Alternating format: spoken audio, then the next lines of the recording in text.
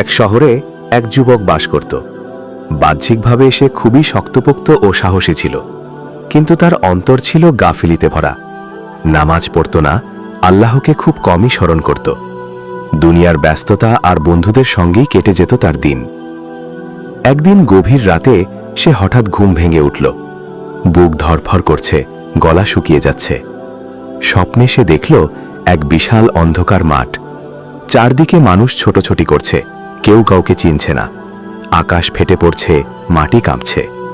হঠাৎ একজন ফেরেশতা গম্ভীর কণ্ঠে বললেন, আজ হিসাবের দিন। ভয়ে তার শরীর কেঁপে উঠল।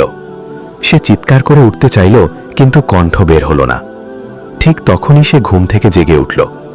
শরীর ঘামে ভেজা, চোখ দিয়ে অশ্রু ঝরছে। সে ভাবল, এ যদি সত্যি কিয়ামতের দিন হয়, আমি কি নিয়ে আল্লাহর সামনে দাঁড়াব? সেই রাতেই সে অজু করে নামাজে দাঁড়িয়ে গেল।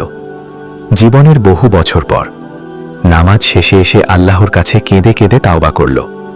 বলল, হে আল্লাহ, আমি গুনাহে ডুবেছিলাম। আজ তুমি আমাকে সতর্ক করেছ, আমাকে ক্ষমা করে দাও। পরদিন থেকে তার জীবন বদলে গেল। নামাজ তার জীবনের অংশ হয়ে গেল। হারাম ছেড়ে হালালের পথে চলতে শুরু করল। মানুষকে কষ্ট দেওয়া ছেড়ে মানুষকে সাহায্য করতে লাগল। যাকে দেখত তাকেই বলতো, ভাই, আল্লাহর দিকে ফিরে এসো, সময় খুব অল্প। বছর কয়েক পর সেই যুবক একদিন নামাজরত অবস্থায় ইন্তেকাল করল।